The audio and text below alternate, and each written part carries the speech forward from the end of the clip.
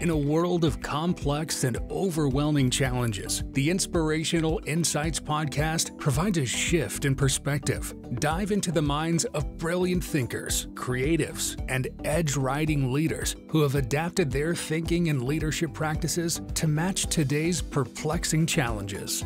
Your host, Dawna Jones, leads captivating conversations with trailblazers from diverse fields who have transcended tough and complex conditions to contribute to a healthier world. Can we collectively break old habits to reinvent the human work-earth relationship and support the vitality and diversity of all life?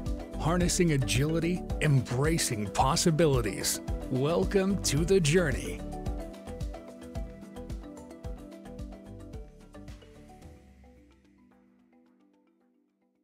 Welcome to the Inspirational Insights podcast. With me today is R.Karl Hebenstreit.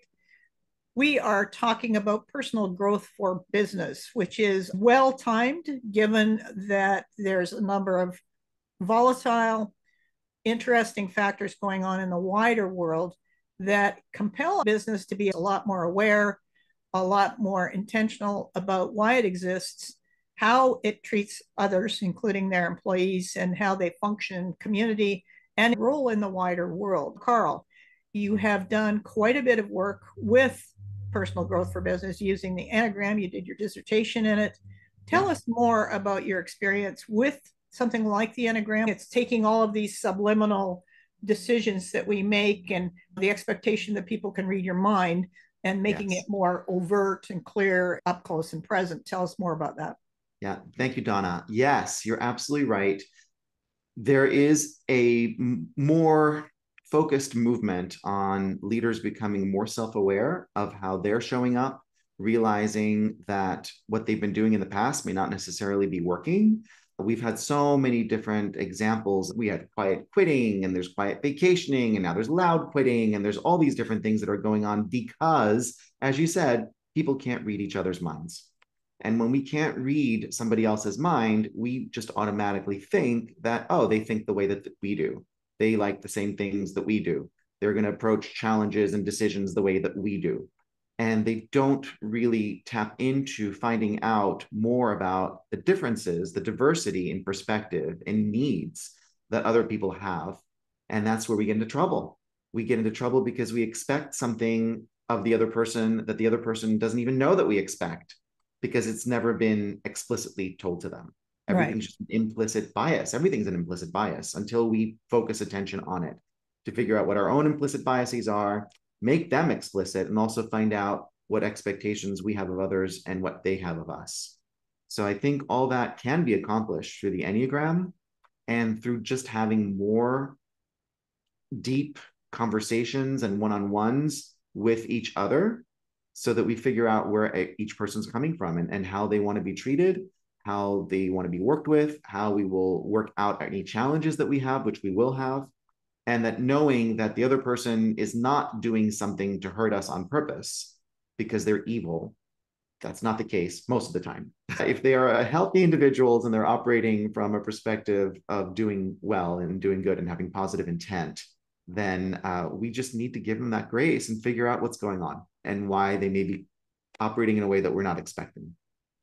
Absolutely true. One of the things that has deeply disturbed me is the tendency to be very superficial in companies around, okay, we've got a new word, let's take that and run off with it without having a clue what it means, without stopping and looking more deeply at how can we evolve our thinking to match up with the world using an understanding that is fresh and different. And so the tendency, the habit seems to be, well, let's quickly rationalize it back into our old language so we can keep doing what we've always been doing. Yeah. Are you seeing habits that are blocking companies and individuals from achieving something more fulfilling? Absolutely. And I think that a lot of it is the result of the constant changes that we've been seeing over the past 10 plus years, 10, 15 years, where the business environment is changing so much and so fast. New competition, new government regulations, just the changes and the focus on being more profitable that are causing this constant churn and constant reorganization and constant layoffs and constant reallocation and constant addition of priorities on top of priorities without taking the other priorities away, it's just creating stress and unnecessary churn. It's additive, and it's not helping, because people are not stopping, slowing down, looking to see what is important, what should we be focusing on, what should we be letting go of, what mindsets we should be letting go of, so that we know that we can be focusing on the right things and we're not burning ourselves and our people out. Giving everyone's perspective to see that it's not necessarily this constant reaction or reactivity to the world, but how can we stop and actually prepare for it and be more proactive, so that we be ready for all the changes that are happening in a much better way. Hair on fire is Yes. the metaphor that comes to Yeah. mind. So when you talk about mindset, I'm not entirely convinced that people actually know what that means. I mean, in other words, I'm not entirely convinced that people who are moving through the world in their company know what thinking they're bringing to it, Yes. or what the state of emotional awareness they're bringing to it either. Yeah. Any observations there to make? Yeah. And I think you're absolutely right on that, because we keep getting these buzzwords. There's growth mindset, there's creative mindset, there's healthy mindset. There's all these different mindsets, which are basically the same thing. It's an expansive way of inclusivity, right? How do we go from our human way, the below the line thinking, like 30 years ago, the Oz principle was a common thing. Are you familiar with the Oz principle? You've heard about the Oz principle? No, sounds like that would be good for our listeners to know. Yeah. Yeah. So the Oz principle was something that said there's a line, and human beings have the choice of going and behaving above the line or below the line. So below the line behaviors are where we naturally tend to fall into the victim mentality. Oh, this is happening to me. I have no control over it. I have no power over it. It's just the same way that it's always happened before, and it'll always be the same way, and let it just happen, and woe is me. The above the line behavior is where you actually do see it, you recognize it, and you do something about it, and you do something that you can control. What control do I have over it?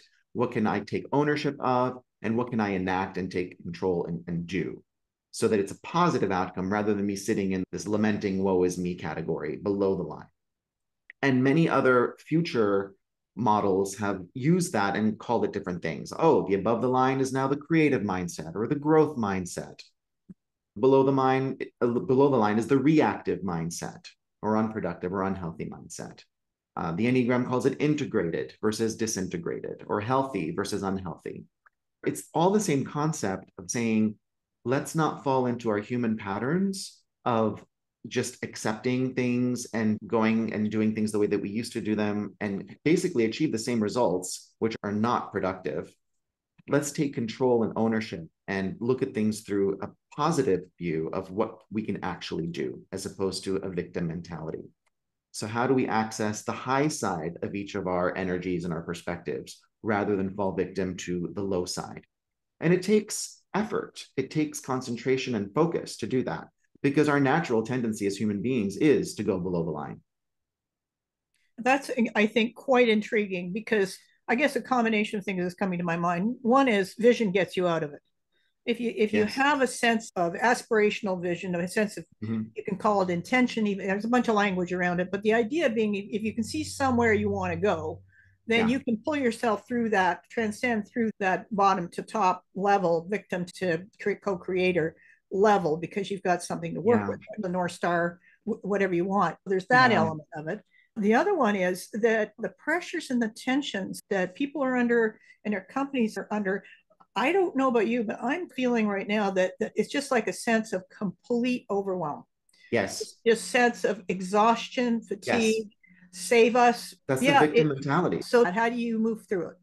So I want to go back to what you're saying about the vision. You're absolutely right. The vision is necessary. We need to have the goal, the end state, the aspirational nirvana of where we're going to go to. And it's not the only thing, because I've seen many times that the vision does exist, but people also need direction, not just the vision, but some direction. Okay, how do we get there?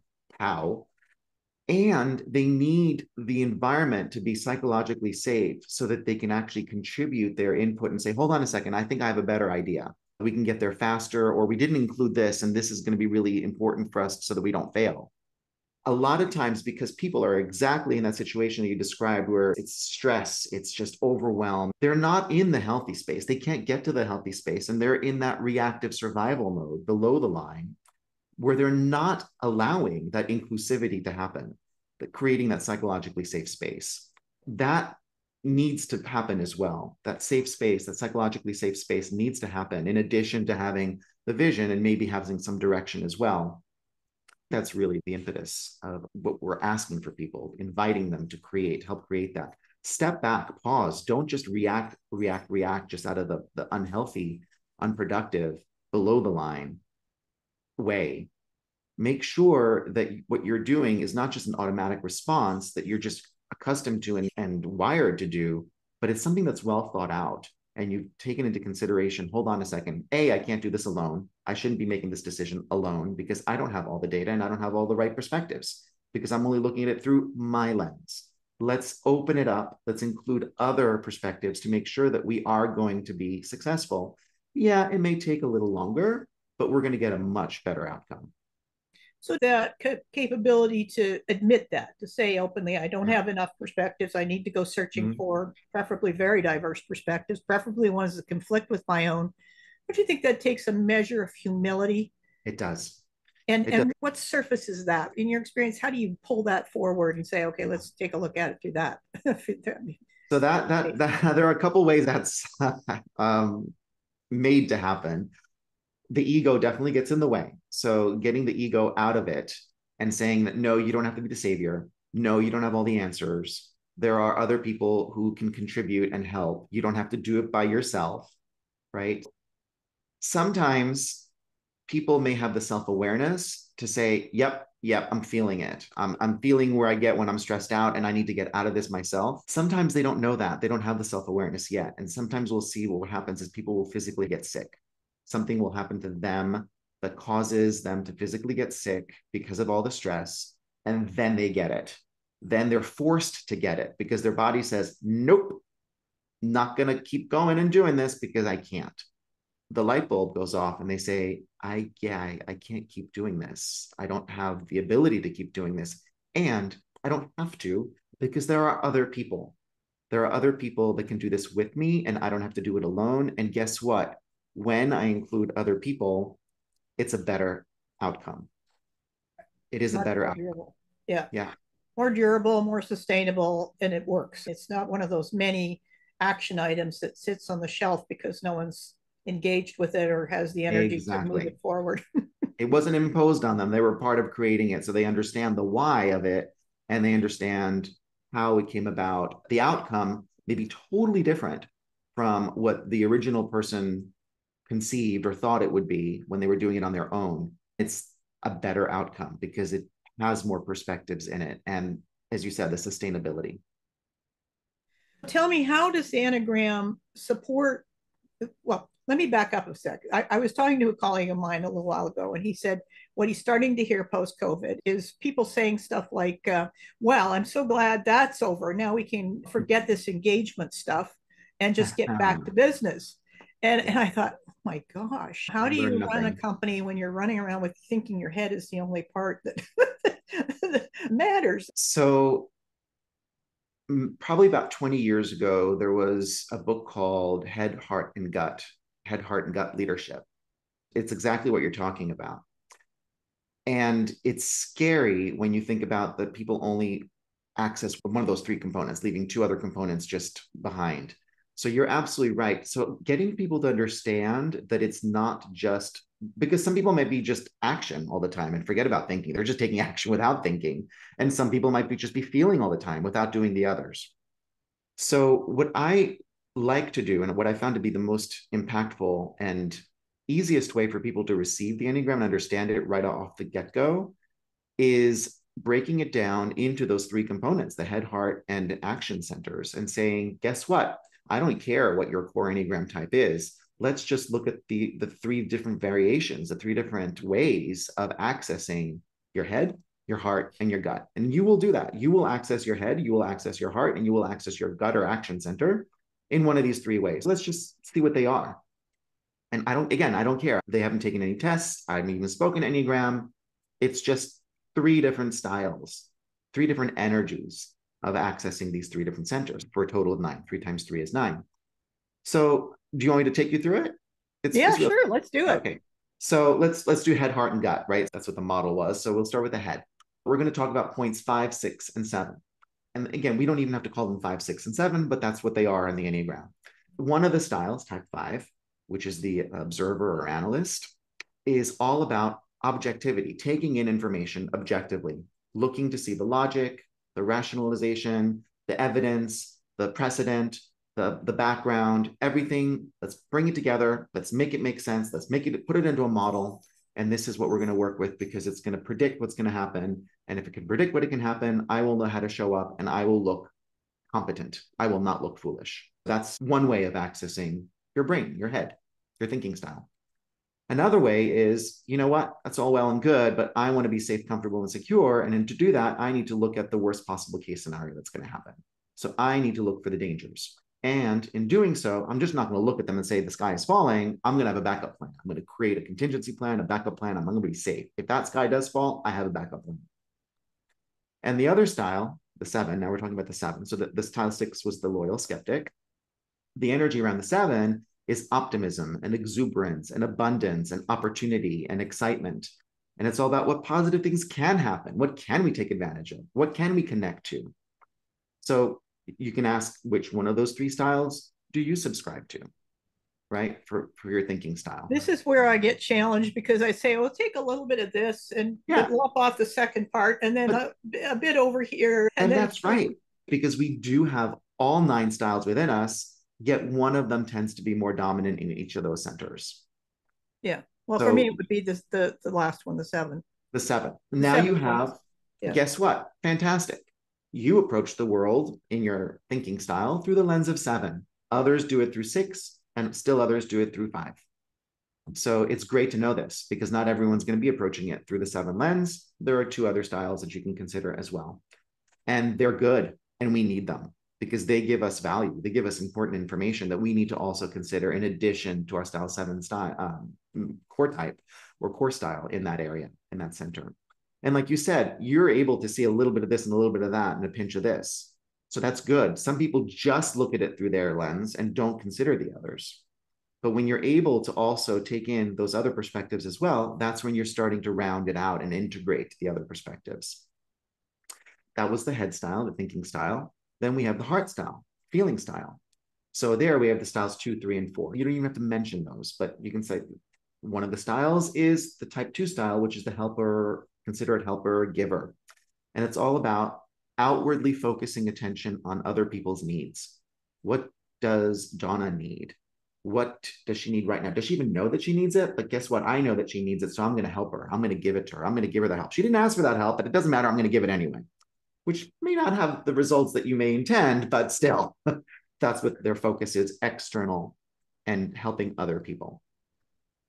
Then the type 3, the performer or achiever, is really all about, yeah, feelings are great. Feelings are good. I get it. I see your feelings. I see my feelings. I don't have time for them right now because I need to get things done.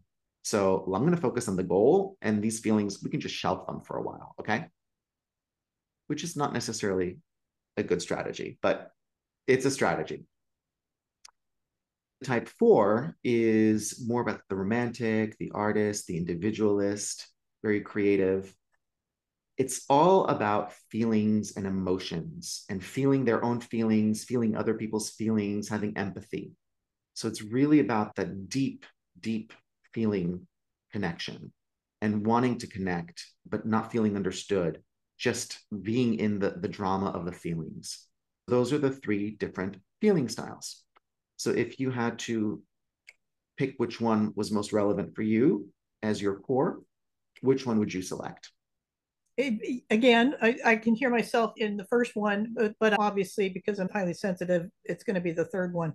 You don't get an option on that. It comes with the package. There is some empathy associated with type 2 as well. Actually, both of them. It's there, but it depends on what your mind does with it. If your mind goes, okay, I hear it, but out of the way. In my development, in my career development, in my emotional development, I was in both those 2 previous types. I've been there. But then later you go, yeah, that's got me into some trouble. maybe I'll just listen to what I'm sensing and feeling and run with that. I think there's an element of progression there. Yeah, and always remember that we are wired a certain way. Your Enneagram style is wired. It's a lot, mostly nature, and then the nurture comes in with how you've perceived whatever your childhood trauma is. People may have the same exact event happen. Some people may consider it a trauma and other people may not. And something else may happen that the first person may not experience as a trauma, but the other person does. So it's how we've interpreted and perceived it. And that has caused us to come up with a survival strategy, which is our core Enneagram type. And anything else that comes after that is just a layer. It's an environmental layer, it's a social layer or whatever. So some of the other stuff that we've learned may not necessarily be our core type, but it's just, oh yeah, I now see that I also need to take this into consideration. And I've grown and developed and integrated that. Although again, it may not be the core type. Right, that helps. I admittedly have struggled with the Enneagram at times just because it's like, don't stick me in that file. I don't want to be in that file. Yet I see part of myself in that file. You're already in it. And that's but I didn't want it. The whole thing didn't resonate, but that part did. But over here, it's like, so yeah, it's been a struggle. Yeah. Anyway, a lot of people say the same thing. I don't want to be categorized. I don't want to be boxed. I don't want to be labeled. I don't want to be put in this box. The thing is, guess what? Other people are already doing it, whether it's right or wrong, whether they put you in the right box or the wrong box. We have no idea, but they've put you in a box because they're human beings and that's what people do in order to make sense of the world. So if you don't want to be in that box, it's good to figure out what box you're in. Yeah, I appreciate that. You put yourself in that box, and how do you break out of it by integrating all the other 8 styles so that people can't look at you and say, oh my God, she's such a whatever. Yeah. 1, 2, 3, 4, 5, 6, whatever, which we shouldn't be doing anyway. No, exactly. Yeah. Exactly. I think it's my freedom gene, that free thinking, free spirit. That's don't mess with it. Exactly. Don't put me in a box. Don't limit me. Right. Yeah. Exactly. Don't limit me. Exactly. And the 4, if indeed 4 is part of your triadic style or trifix or tri-type, and the tri-type means like what is your highest score in each one of those centers, that also has a sense of individualism and freedom. And you can't put me in this because I'm unique, right? I'm different. I don't conform to these labels, right? There's a double whammy there if you look at it that way. The 3rd center is the action center, or sometimes called the instinctual center or the gut center. And this is how do we take action? The first variant for that would be immediate execution, immediate action, immediate execution. Let's just do it. Let's just jump into it and do it. And usually involving others, delegate it to others, get others involved, mobilize others. Let's do it. It's a type 8. It's the boss, protector, general, director. The 9 is the mediator, peacekeeper. And that one is more about, let's wait. Hold on a second. Don't take action right away. It could be the wrong action. And I'm sure that whatever action you take is going to disrupt the beautiful harmony that we have right now. And I don't want any conflict. So until action has to be taken. And then, of course, they will take the action. But the initial response is don't disturb the harmony. And the type 1, which is the perfectionist or reformer, is really all about what's the right thing to do in this situation. Yeah, well, let's take action, but let's think about putting it through this lens of values, ethics, morals, rules, guidelines, precedents, whatever it is. What's the right thing to do in this situation? Let's do that. So you can see the 3 different ways of taking action. So if you had to pick one, which one would you pick? I have no idea. I'm not a perfectionist, but I relate to the idea of using the principles ethics. If it's not ethical, I'm out. There's a certain layering of criteria that need to be in place before action feels right. And there are some things just, let's just do it. Now would be good. And there are other things where if you look at it from an energetic point of view, things are swirling around and it's not ready to move yet. So we're going to wait until it's watching emergent things. When it's emerging, we'll then have something we can work with. It'll coalesce at some point, and then we can run with it. That one's a tough one for me to actually nail down in one frame. It might be somewhere between 9 and 1 for you. They might be equally important for you. So going through this exercise has shown you that there are 3 different variations on thinking, feeling, and taking action. And you're probably going to be more in tune with one in each of those three centers. And there are other people that will not be in tune with that same one as you, but they may have one of the other two in each of those centers, right? And there are some people that may be totally aligned with you. It's interesting. When we find people that are in total alignment with each of our preferred ways of accessing our thinking style, our feeling style, our action style, we have an affinity towards them. We feel like, oh, I can connect with you. I totally get where you're coming from. If it's a one thing and they have totally different values, then you may not connect with them. They're coming at it from a different ideology. You may not connect with them as much. Yeah, interesting. So let's look at this through an organizational point of view. When you apply Enneagram to, and remember, let me back up a brief second and say, I had a colleague who did the Myers-Briggs part of the leadership development work we were doing. And one of the things we learned from that is that whole organizations would be one Myers-Briggs type. Whatever you think about Myers-Briggs today, the idea that an entire organization hired for itself was deeply disturbing because it's, well, that's going nowhere. It's groupthink, and how are you going to possibly move forward with any kind of divergence without any kind of catalytic conflict to shift things forward? What happens with the Enneagram when you move it into an organization? How does it help the organization see itself and fulfill what it's capable of? Great question. And you're absolutely right. I do see certain cultures. You can even call it like a culture. If you looked at the three different, your tri-type or tri-fix or triadic style, that could be considered, this is the culture of the organization. This is how we think, this is how we feel, this is how we take action. And there can be an overall culture of the organization, and then different departments or divisions or teams may have either be exactly the same or they may be different because of the nature of their work.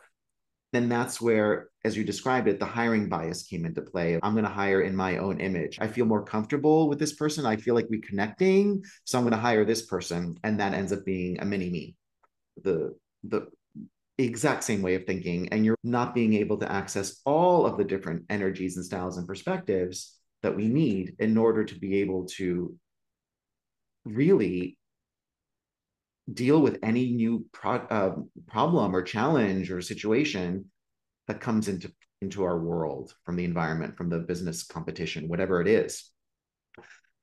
We can't ethically or legally give any assessment tests up front for people to take before they get hired into a US organization. I'm going to say US organization because I know that they do this in other parts of the world.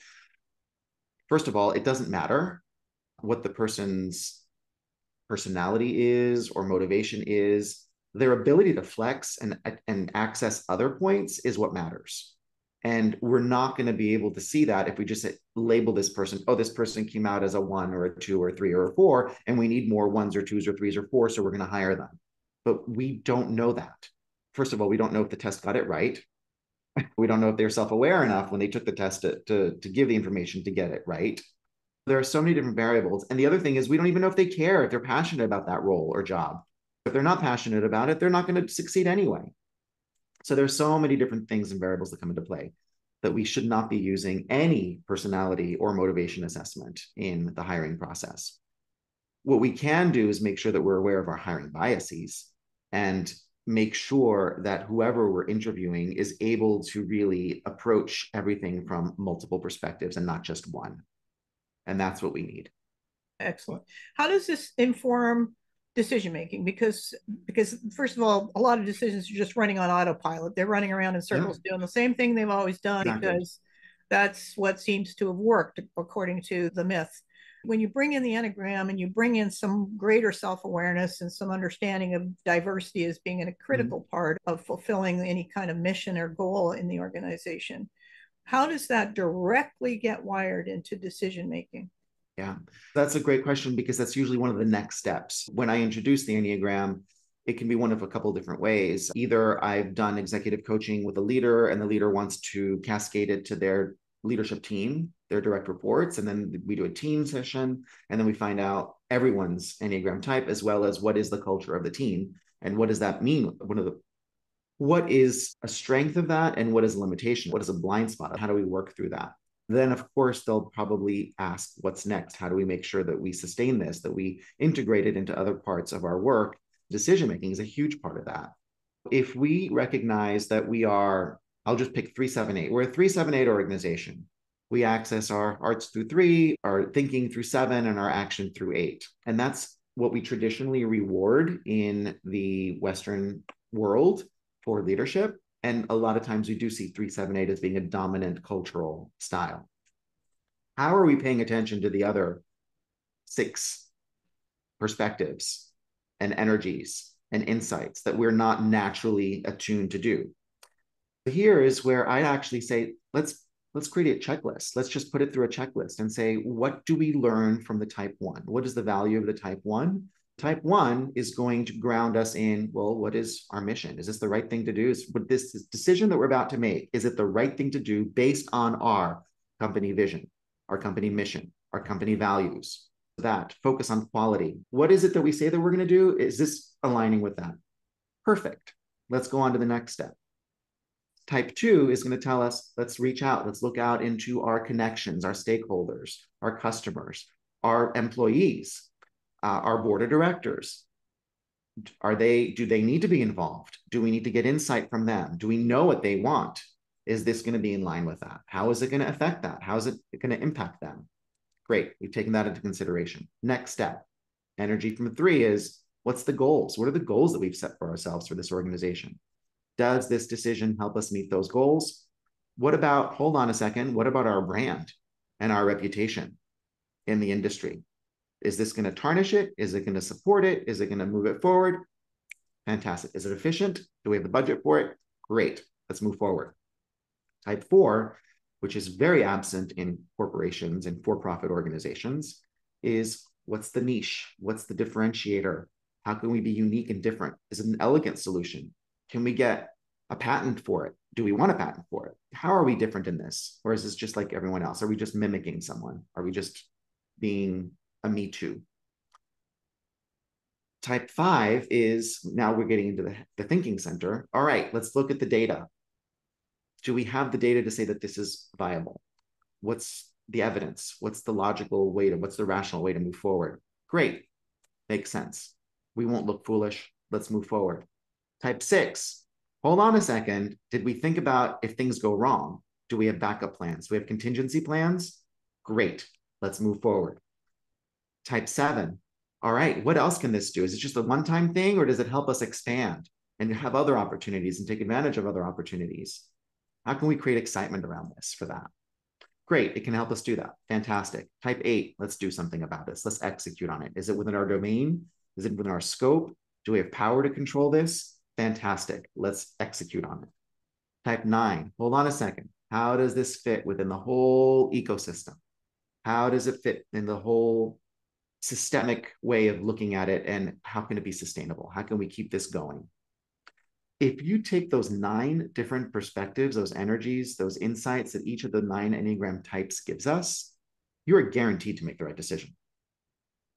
The image I'm getting is of dropping a decision in the center of a wheel with spokes leading to each of those profiles. And it's, let's just wander around this wheel and do a checkpoint on how we're seeing this decision in light of each of those perspectives. Exactly. Exactly. It's a sense of totality, because now you've made sure you focused on every single aspect and included every single perspective and possibility. Right, right. Excellent. Okay, I like that. Well, along with that comes my other question, which has to do with how do you zoom out?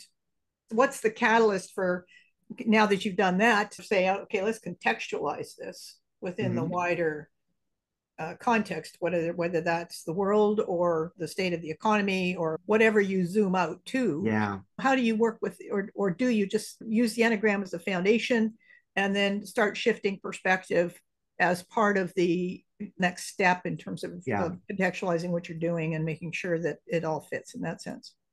Working within an organization, hopefully cascading it through that organization, is a way to expand that knowledge and get the people within that organization to have that broader worldview.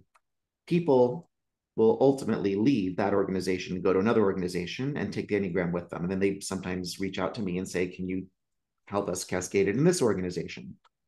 Now, you're absolutely right, because that's how scalable is that? We're reaching people who are in their careers. So they're 20, 30, 40, 50 years old, maybe, and having to relearn things, right? Because originally they learned me first. What's my perspective? Everyone should be going along golden rule. Everyone should think the way that I think. I'm going to treat people the way that I want. And now you're telling them, no, treat them the way that they want. That's platinum rule. Unlearn the golden rule. That doesn't pertain and it's not viable at every single situation. Learn this one instead, integrate that, and then do something about it, right? Use that. What if we got to them earlier, sooner? That's when I decided a children's book would be the best way to reach children and make their lives easier, because my life would definitely been easier if I'd known about the Enneagram when I was 10 or 15, right? So this is my master plan of trying to get to world peace, is having children's books in every single language. Right now we're at 4. We're getting on 2 more. But great. Introducing Awesome. the Enneagram to children. And the children's book is called Nina and the Really, Really Tough Decision. And it's not hitting you over the head with this is the Enneagram, this is type 1. It's the story of a little girl who can't make a decision. She's having a difficult time deciding on something, reaching out to her 8 other friends to find out how they make decisions and what their perspectives are, and then integrating them into her own. That's the invitation to look at the diversity of perspective that's out there and not just go with what you think is the only way. Yeah, I saw you did that and I loved it, because first of all, it's difficult to take big concepts and to put them into 10-year-old language or 8-year-old language. It's a challenge. And so to be able to do so is a reflection of mastery. So much of what people are experiencing in this world doesn't have a framework. There's no go-to. We can't go to that and say, oh, that makes sense. No, there's a whole lot of things that don't make much sense. So being able to have some sort of framework and lens to play with to make sense out of the world and then know who you are in it, I think is very powerful. Absolutely. Yeah, nice work. Thank you. We just need to get everyone to read it and abide by it, and then we'd have a much better world. Well, that's what we're working toward. That's why you're on this program. It's all part of building something better by working with the diversity of approaches and worldviews that we have, which leads me to the next question. Worldview. Everybody has a different way of processing the world, a different way of seeing it. How does the Enneagram or anything else that you come across help make those worldviews sit beside each other, respect each other, explore without people getting annoyed that their worldview has just been challenged? I've read somewhere that getting someone's worldview challenged with a shock or a jolt like COVID did is the source of PTSD. That does make sense to me. And yet, in order to work across the world, in order to work with diverse views, we really have to know how to explore worldviews without losing it. What thoughts do you have there? That's a great question. And it usually comes up like a defense mechanism that comes up when I'm working with a client. They say, my worldview has worked for me, because they're usually in an executive position. They're probably somewhere in their 40s or 50s. And they're like, I'm not changing. And the answer is, I'm not asking you to change your worldview. I'm not. What I'm asking you to do is expand it and look at the fact that, by the way, those other 8 worldviews and perspectives, you hold them. They're in you. You're just not accessing them. You're just not focusing on them. And by not doing that, you're not giving yourself the ability to really understand that if you add them or integrate them into your current worldview, it's going to help you see the world even more fully. If you're only looking at the world through that one lens, that one core type, that's only a 40-degree sliver of the reality of what's out there. And if you use these other lenses and perspectives, I'm not saying you adopt them. I'm not telling you to just take them, but look at the value and the insight that you get from them and integrate it into your current worldview, so that you're going to go, and I'm going to go back to the above the line, you're going to be in a more productive, constructive, creative space where you're more focused. You're not the victim. You're not the victim of your worldview. Now you're adding and expanding your viewpoint. Your worldview is still your worldview. You've now integrated more into it. That's And that, lovely. Really well said. And I guess when I think about that line you talked about earlier, a victim versus the co-creator, it is expansion that takes you into a wider world. It is that capacity to, it's grounded in my world, at least, it's grounded in curiosity, wanting to learn more and understand it through someone else's lens. And of course, it's going to influence your own lens just because you're capable of taking in more than one idea at a time. But it's also because there is something to be learned from the richness of diversity that's of real value in the world today, because it gives you more flexibility. It doesn't lock you into a particular stance that really doesn't serve in all conditions. And you're absolutely right on that, because the point is, and you can probably get to it from this perspective as well, that have you been successful every single time that you've gone to do something? No. Right? Exactly. Now, what if you integrated some of these other perspectives in there and said, oh, I could have approached it this way, and that would have helped me be more successful, right? Yeah. Whenever someone does a report, I use the IEQ9, which is Integrative Enneagram Solutions, and they actually show you how much of each energy you have in you. And of course, your highest score is your core type, but you have all these different scores there, and you can see like, oh, you're kind of low in this one. What if in that situation that you described that you weren't as successful, what if you'd used that insight? Would that have given you a different way of approaching it? And would that have led to more success? And the answer is always yes. Yeah. No, that's beautiful. Wonderfully put. Karl, what else would you like to add for the listeners today that would help them navigate the world we have in today? Because there's two ways I've observed people navigate the world we're in. One is to pretend that everything's tickety-boo and that we just need to go golfing or watch TV or distract ourselves in some way, shape, or form. And the other way is to get engaged with helping a better world emerge. What kind of advice would you give them to help them recognize that they have an option?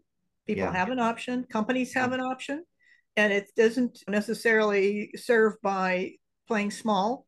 I think we've come full circle because we're really back at the Oz principle. And by the way, I just want to quickly say the Oz principle is like the Wizard of Oz. Look behind the curtain, and you had it in you all along to go home, Dorothy. You had the power to go home all along. You have the power to decide, do you stay in that state of below the line and using those unproductive, unhealthy, they are human. I mean, this is our ego at play, keeping us in that space of, no, I'm going to numb myself. I'm going to watch TV. I'm going to escape and not look. I'm going to be the victim, but I'm not even going to think about it because there's nothing I can do. So I'm just going to just ignore everything. Or do you find ways to be productive, to be impactful? What can you control? What is within your control, even if it's small? And in those small little steps that you take and the groups that you join to make those small little steps and impacts will expand, because then you're going to become part of a broader effort, a grander effort. It's finding out, I'm not the victim anymore. I'm not going to stay a victim to my ego or to the environment or whatever it is, what's going on in the social environment, political environment, whatever it is, that's the trigger. What can I do here? I have control and I have the power, and I can focus on different things. I can focus on another way. I can use a different perspective. I can use a different energy to approach this. And that's going to be healthier. It's going to be more productive. It's going to be more creative. It's going to be growth mindset. And I'm not going to be a victim. That's a very clear, up close and present choice. And if there's one thing I think people forget today is that they have choice. There's always choice. Even if you choose to do nothing, that's a choice. On that point, we talked about having a psychologically safe environment. In psychologically unsafe environments, people don't feel like they have a choice. It's an unsafe environment. They don't feel like they can speak up. They don't have a choice. Your choice there is to get out of that situation, right? You don't have to be a victim to stay in that psychologically unsafe environment. Choose a different environment where you are respected, where you are revered, where your insight and input is welcomed and acted upon, and you don't feel unsafe. So that's the choice. I'm going to pick up on that because I've just been part of a world summit, and safe conversations, psychological safety was a big part of the thread. How do we get everybody together, very different views, and have safe conversations? And I couldn't help but think back to my colleague who's also on this podcast, who was a refugee from Ukraine, very unsafe environments, however you define them, and then went back to Ukraine after recognizing that the safety is within. The choice is made of safety. In other words, sometimes running away from something leads you back to that awareness that this is stuff that I can work with. Because you've taken the power and control yourself. That's exactly it. I think sometimes people like to think about safety as being conditional. I'll express myself when the conditions are absolutely right. Certainly, I've been in that place where you think, okay, what's the vibe here? How big thinking can I be? Or do I just have to stay really small? And that is a calculated risk. Sometimes it works, sometimes it doesn't. But the safety part of it is knowing that whatever shows up, you'll work with it in some way. Even if it hurts at the time, you'll be able to work with it in some way. And that you have the tools within you and the resources within you, and also with others, to do that, to be successful in that. Yeah. Thank you. What a lovely conversation, Karl. I really appreciate it. Anything else you want to add? If you're interested in finding out more about what we've talked about, I have a couple books out. One is The How and Why, Taking Care of Business with the Enneagram, how to integrate the Enneagram into organizations in all parts of organization development interventions. I have a new book called Explicit Expectations, which also infuses the Enneagram, but it's more about making sure that whatever you're thinking inside, you actually express, so that you, first of all, get your expectations understood by others, and then find out what their expectations are of you, because we don't do that. Again, we keep thinking golden rule about, oh, I think I know what they want. I'm reading their mind, but you're not a mind reader. So get those out there, make those explicit, and follow up on them and have those conversations. And then, of course, we talked about the children's book, Nina, and the really, really tough decision. That's a great way to introduce the Enneagram to someone of any age, even reading it to your children, grandchildren, whatever it is. Yes, it's a great way to do it. And you can reach me through my website, which is www.performandfunction.com. My email is Karl with a K at perform.function.com. And of course, LinkedIn. I'll put all that in the show notes for people. Thank you, Karl. Really appreciate the conversation. That was fun. This was excellent. Thanks. Biologically, people can either be in growth or protection. It's just how it works. Business is no different, because business is made up of a collection of organisms, namely people. Much the same way that our cells have intelligence, the organization itself reflects that state of both health, well-being, and the capacity to release the full-on diversity of intelligence that you have inside. So the idea then of personal growth to business is upfront and real. It's an opportunity to step out instead of back, instead of contracting, to step forward and really develop these personal skills that allow for some very meaningful conversations to take place, preferably some very difficult conversations, so that the full diversity of views can come out in the open. You can work with them more directly, and then you can do much bigger contributions and accomplishments. Well, thank you very much for joining me. You'll find my information, contact information in the show notes. If you enjoyed this episode, please like it, share it, comment. There's also a tips jar. If you appreciate it enough to drop in a little bit of support for the podcast, that would be wonderful. Thanks for joining me.